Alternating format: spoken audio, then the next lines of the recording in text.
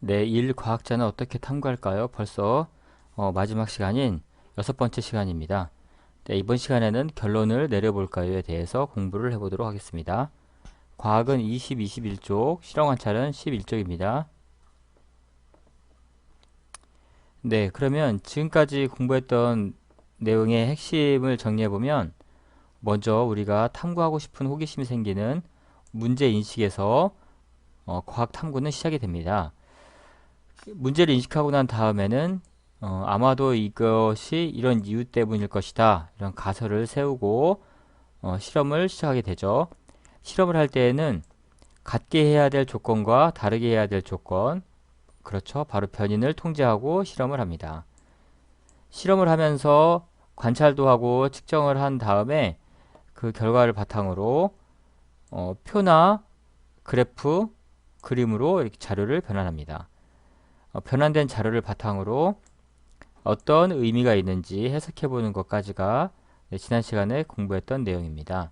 그러면 지금 무언가를 궁금함을 느껴서 문제를 인식하고 난 다음에 가설을 세우고 실험하기까지의 과정을 되돌아보는 영상을 한번 시청해 보도록 하겠습니다.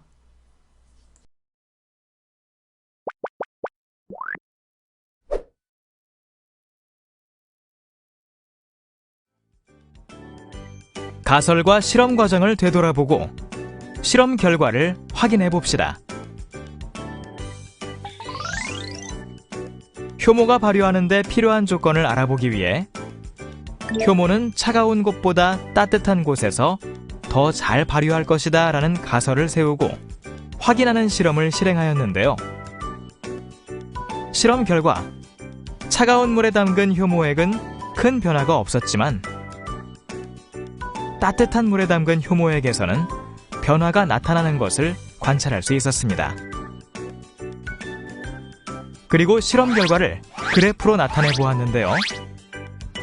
그 결과 차가운 물에 담근 효모액은 처음 부피와 나중 부피가 5ml로 같았고 따뜻한 물에 담근 효모액은 처음 5ml였던 부피가 나중에는 9ml로 늘어났다는 사실을 알게 되었습니다.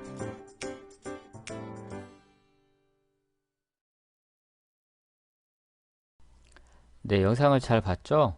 그러면 과학책 20쪽을 한번 보겠습니다. 네, 과학책 20쪽 결론을 내려볼까요? 네, 요거를 내자로 결론 도출이라고 합니다. 여기 왼쪽 부분에 진하게 표시되어 있죠? 네, 오늘은 결론을 도출해보는 시간입니다. 선생님이 한번 책을 읽어보겠습니다. 재영이는 냉장고에 넣어두었던 빵 반죽이 발효되지 않은 것을 보고 효모가 발효하는데 온도가 영향을 미치는지 궁금해졌습니다. 이게 바로 문제인식이죠. 그래서 재영이네 모듬은 효모는 차가운 곳보다 따뜻한 곳에서 더 잘 발효할 것이다. 그렇죠. 이게 바로 가설을 세운 거죠. 가설을 설정했어요. 네, 가설을 세워 실험을 했고 다음과 같은 결과를 얻었습니다. 탐구 문제, 문제를 인식할 때 효모가 발효하는데 온도가 영향을 미칠까? 이게 궁금했어요. 네, 가설을 세웠죠. 효모는 차가운 곳보다 따뜻한 곳에서 더 잘 발효할 것이다. 그래서 실험을 했어요. 차가운 물과 따뜻한 물에 효모액을 넣고 관찰을 했습니다. 처음에는 똑같이 5ml로 같았지만 차가운 물에서 15분 뒤에는 그대로 5ml, 따뜻한 물에서 15분 뒤에는 이렇게 9ml로 부피가 변한 것을 알 수 있어요. 네, 시험관을 담근 물의 온도에 따른 효모액의 부피 변화를 이렇게 관찰하고 측정을 한 거죠. 그럼 이것을 바탕으로 해서 결론을 내릴 수가 있습니다. 네, 그 아래쪽을 먼저 읽어볼게요. 네, 재혁인의 모둠이 세운 가설은 실험 결과와 일치하나요? 네, 지금 이 실험에서는 실험 결과와 일치했죠. 실험 결과를 보고 가설이 맞는지 판단한 뒤에 결론을 도출해 봅시다. 네, 그래서 탐구 활동으로 결론을 한번 이끌어내는 연습을 해보는 거예요. 과학책을 봤다가 실험 관찰을 봤다가 이렇게 해야 되니까 자, 헷갈리지 말고 잘 따라서 해보도록 합시다. 그러면 실험 관찰 11쪽으로 한번 해볼까요? 네, 실험 관찰 11쪽에 탐구 활동. 네, 여기 1번 실험 결과를 보고 가설이 맞는지 판단해 써봅시다. 네, 이 실험 결과를 보고 가설 써보기 전에 먼저 어, 가설을 써볼게요. 가설. 자, 한번 적어봅시다. 효모는 차가운 곳보다 따뜻한 곳에서 더 잘 발효할 것이다. 즉, 그렇죠. 온도에 따라 달라질 것이다. 이렇게 가설을 세웠어요. 그럼 이 가설이, 이 실험에서 했던 가설이, 실제 실험한 것을 관찰하고 측정해 본 결과와 비교해 보면 되겠죠? 자, 이렇게, 그렇죠. 비교를 해보면 이렇게 되는 거예요. 따뜻한 물에 담근 시험관에서만 효모액의 부피가 늘어났죠. 따뜻한 물에 담근 시험관에서만 효모액의 부피가 늘어났기 때문에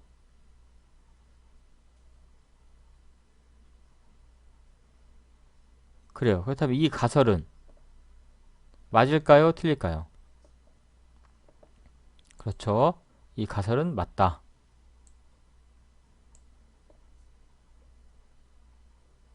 네. 그래요. 그럼 여기 생각해볼까요를 여기 하기 전에 과학책 21쪽에 있는 내용을 한번 읽어봅시다. 과학책 21쪽의 위쪽에 이런 말 있어요.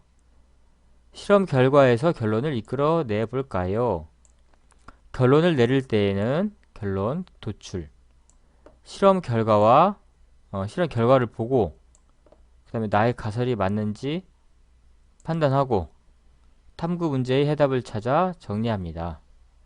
실험 결과가 나의 가설과 같다면 이를 토대로 탐구 문제의 답을 정리해 결론을 내립니다. 실험 결과가 나의 가설과 다르다면 가설을 수정하여 탐구를 다시 시작해야 합니다. 네, 나의 가설과 왜 다를까? 다시 한번 실험을 해봐야 되겠죠. 사실 이거는 나의 가설과 같을 때에도 다시 한번 실험할 필요가 있어요. 실험을 여러 번 해보다 보면 좀 더 정확한 결과를 얻을 수가 있어요. 여러 번의 실험을 하고 나서 그 다음 읽어볼게요. 탐구를 마치면 결론을 뒷받침하는 추가 실험을 하거나 새로운 가설을 세우고 실험을 하기도 합니다. 여러 번 실험을 다시 하라는 거예요. 그리고 조금 바꿔서 새로운 가설로 또 실험을 해볼 수도 있죠. 또는 탐구를 한 뒤 더 알고 싶은 것 중에서 그죠? 새로운 탐구 문제를 정하고 또 가설을 세워서 이게 탐구를 할 수도 있어요. 그러니까 한 번의 실험으로 끝나는 것이 아니라 네, 반복되는 실험으로 올바른 결과를 얻고 또 그 실험 바탕으로 추가 실험을 하거나 또 새로운 가설을 세우고 실험을 할 수도 있다. 이렇게 해서 계속해서 과학자들이 하는 탐구 방법에 대해서 공부하고 있는 거예요. 이렇게 여러 번 계속 새로운 탐구를 할 수 있다는 거죠. 자, 그럼 다시 실험 관찰 11쪽을 본다면 자, 그렇죠. 여기 생각해 볼까요? 한번 적어 볼까요? 실험 결과에서 결론을 이끌어내 볼까요? 요거 효모가 발효하는데 무엇이 영향을 미친다? 그렇죠. 온도가 영향을 미친다. 효모는 빵을 만들 때 사용되는 거죠. 이스트라고 합니다. 이스트. 네, 이스트가 발효하려면 온도가 영향을 미친다. 따뜻한 온도에서 차가운 온도보다 더 잘 발효를 했다는 것을 알 수 있어요. 자, 여기까지 일단 실험을 했는데 이 실험을 여기까지 하고 난 다음에 또 궁금한 게 생겼어요. 그 밑에 과학책 21쪽으로 가면 거기 두 어린이들이 새로운 궁금한 점을 생각해냈어요. 한번 볼까요? 네, 거기 여학생. 효모가 발효하는데 적절한 온도는 몇 도씨일까? 네, 아주 굉장히 좋은 가설, 좋은 문제인식이죠. 아, 그렇죠. 온도가 올라가면 따뜻해지면 발효한다고 하는데 무조건 따뜻해지면 따뜻해질수록 온도가 높아질수록 더 잘 발효하는 것일까? 아니면 혹시 이게 어떤 적절한 온도가 있을까를 이 여학생은 지금 궁금했어요. 그렇죠. 선생님도 너무 궁금해지네요. 음.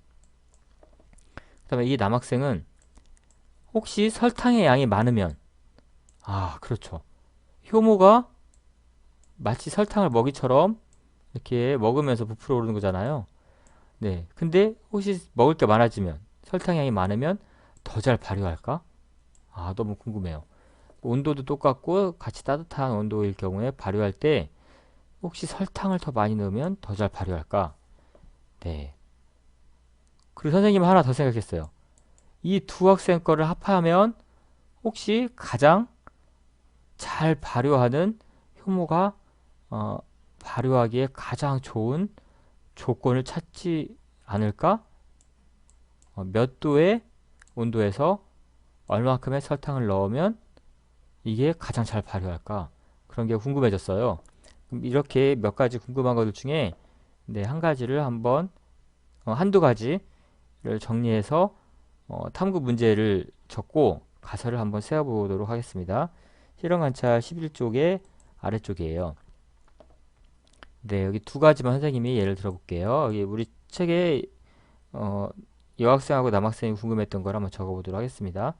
아, 그 중에 하나, 그 중에 하나랑 좀 새로운 거 하나 이렇게 두 가지를 적어볼게요. 자, 첫 번째, 효모는 온도가 높을수록 더 잘 발효할까? 네, 이게 좀 궁금했어요. 일단 두 번째는 이제 여기 책에 없는 건데 요구르트 있죠? 네, 요구르트, 그다음에 설탕. 이 둘 중 더 잘 발효되는 것은 무엇일까? 왜 이런 생각을 해봤냐면 요구르트는 사실 이게 우유가 발효된 음식이잖아요. 이미 발효된 요구르트랑 뭐 달콤한 설탕 이 중에 더 잘 발효되는 건 무엇일까? 이렇게 탐구 문제를 정하고 가설을 세워보는 거예요. 첫 번째 가설은 요거에 대한 가설이에요. 요 1에 대한 가설. 이건 2에 대한 가설입니다. 1. 효모는 온도가 높을수록 더 잘 발효할까? 효모는 온도가 높을수록 더 잘 발효할 것이다. 그게 바로 이 1에 대한 가설이 되는 거죠. 네, 이거 선생님이 세운 거니까 혹시 다르게 바꾸고 싶은 사람은 다른 걸 해봐도 괜찮겠어요? 두 번째는 요구르트와 설탕 용액 중에 선생님 생각에는 선생님의 가설이에요. 어, 왠지 요구르트가 설탕 용액보다 더 잘 발효될 것 같아요. 네, 이게 가설입니다. 이렇게.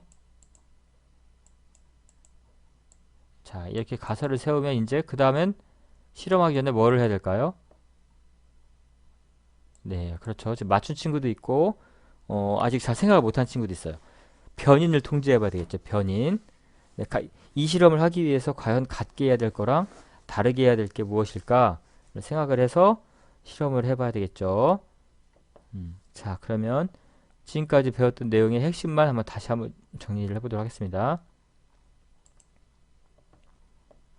탐구 문제를 인식하고 가설을 세웠어요. 네, 그리고 나서 같게 해야 될 조건과 다르게 해야 될 조건을 생각하면서 그쵸, 변이를 통제하면서 실험을 합니다. 실험을 하면서 관찰도 하고 어떤 특정 값을 잘 기록을 한 다음에 그것을 바탕으로 해서 표나 그래프 그림과 같은 자료로 변환을 하죠. 그리고 그 자료가 무슨 뜻일까 해석을 합니다. 그리고 나서 그렇죠. 마지막에 결론을 도출해 보는 데까지가 바로 과학자들이 탐구하는 방법이에요. 여러분들은 국어 시간에는 국어학자 되는 거지만 과학 시간에 전부 과학자가 되는 거예요. 그러니까 과학 시간이 되면 과학자가 어떻게 탐구하는지 알아야 되겠죠? 그래서 이게 1단원에 맨 처음에 나왔어요. 5학년 1학기 때도 나왔을 텐데 6학년 때는 여기에 가설 설정이라는 부분, 그 부분이 보충이 돼가지고 나왔습니다. 네, 이런 방식으로 과학자들이 탐구하듯이 여러분도 탐구를 해야 돼요. 자, 여기까지 1단원을 마치는데 선생님이 그 발효에 관련된 짧은 영상을 하나 준비했어요. 우리 일상생활에서 발효 음식이 많거든요. 예를 들면 그렇죠. 김치나 된장, 고추장, 간장 이런 게 전부 발효 음식이에요. 그리고 요구르트나 치즈 우리가 일상생활에서 정말 많이 먹는 음식들이죠. 이렇게 발효 음식 또 발효에 관련된 것들이 많은데 그 발효에 관련된 짧은 영상을 하나 보고 마치도록 하겠습니다.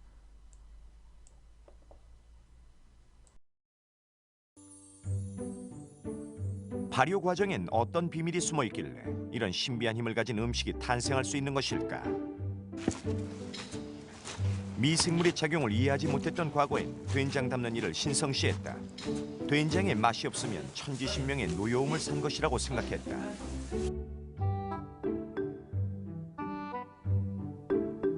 그러나 우리가 보지 못하고 알지 못했을 뿐. 된장은 발효 과정에 관여하는 수없이 많은 미생물들의 활동으로 만들어지는 음식이다. 된장의 신비한 힘도 미생물의 정열적인 활동의 결과다. 발효 음식이 소화가 잘 되는 이유는 이 미생물들의 왕성한 식욕 덕분이다. 발효 과정에선 수많은 미생물들이 달라들어 재료를 분해한다. 사람이 먹기 쉽게 재료를 꼭꼭 씹어놓는 셈이다. 발효 음식이 소화가 잘 되는 이유가 여기에 있다. 아주 강력한 그 단백질 분해 효소를 생산해 가지고 이것이 이 단백질을 아미노산으로 분해시켰다가 암모니아까지로 분해를 시켜요.